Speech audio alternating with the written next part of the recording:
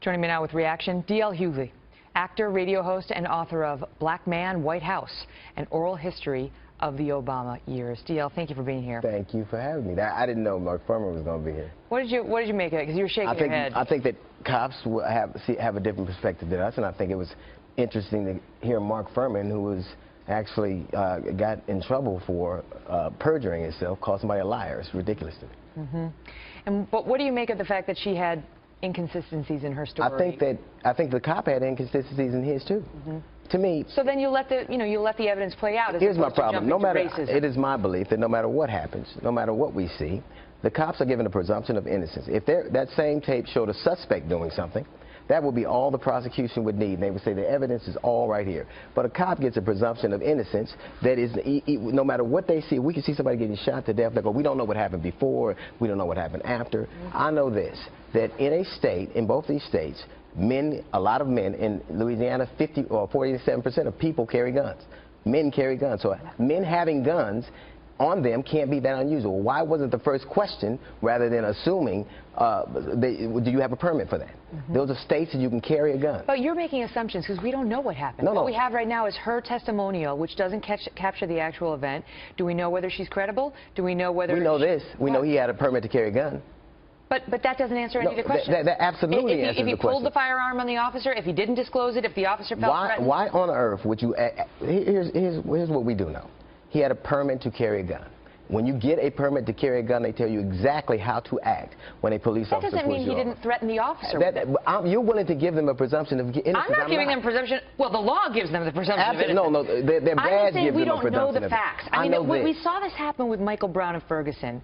And we still don't know the facts there. We have a police officer's word and a grand jury's word. No, we have the Department of Justice's word. The Department of Justice shut down Ferguson. Ferguson had to be shut down because it was so corrupt. The Department of Justice found that the police there had endemic racism. They found that. Right. But they also exonerated Officer Darren Wilson. That's not a... And they found Hands Up, Don't Shoot was a lie. Let me ask you something. And that Michael Brown was the aggressor. Wow. Here's what I'll say. Don't wow me. Don't tell me not to wow you. I can say wow if I want to, and I'll tell you this. That is what they found, I'll tell you this. They found systemic racism, right?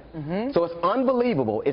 They also found systemic racism, and we know that Darren Wilson left the department because it was so racist it had to be disbanded, and he went to Ferguson, another department that is rife with racism. So that makes him a racist. Absolutely. You know what? I have no problem. Michael Brown grabbed that officer's gun and tried to shoot him in his patrol car. That is, no one has proven that. That's what Eric Holder's DOJ concluded. And Eric Holder's DOJ concluded that department was so rife with That's a dodge. I already gave that. I already conceded that, DL. We're talking about Michael Brown and the lie of Hands Up, Don't Shoot. I don't dodge at all. I'm here in Fox News. Then let's stay on it. Then let's stay on Michael Brown. No, we're talking about... No.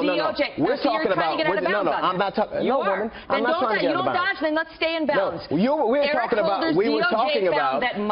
talking about the young man that just got murdered in Minnesota. And the rush to judgment and the assumption you know something when you don't actually know it. First off, what I'll tell you is this.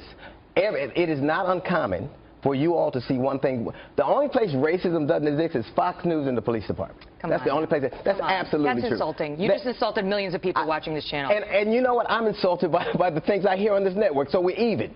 I could care less about insulting people that insult me on a daily basis. You're making a point that is, before the insults, the point you started to make is true, and we can talk about that whites perceive the situation when it comes to these races. I think a lot of people on this network have never seen a black man that anything deserved it. Could you hold the insults for a second so we can have a productive conversation? You were going to make the points that whites see certain incidents differently than blacks do, and we saw that in the O.J. Simpson case when the verdict came down. I'll give you that. Most reasonable people will give you that. But you know what shuts down all reasonable dialogue is throwing out the term racism before it's been proven. You know what's, first off, I'll say this. I believe that there is a benefit of the doubt given to police officers that's not given to anybody else. And maybe, yeah, obviously they do a tough job. You can't, in 2006, the FBI came out with a report that said that police departments were rife with white supremacists. Said it, not me. So why wouldn't I believe if I know that? I don't know a black man that hasn't had a run-in with a police officer, from the highest to the lowest. So my you've been backed up on that by my many perception people. of this is based on the experience I've had, just like yours are. So I am not willing to give them a benefit of the doubt. I have seen a lot of things. I lived in the city that Mark Furman Police that also had to be taken over by the federal government because of it's very dangerous when you get to the point where you paint with an entire group with the same brush based on the bad actions of a few. That is amazing to hear on this network. That really is. That really is amazing to hear on this network. The only place racism. Thanks for being here. Thank you for having me. Take care. Also tonight, new details.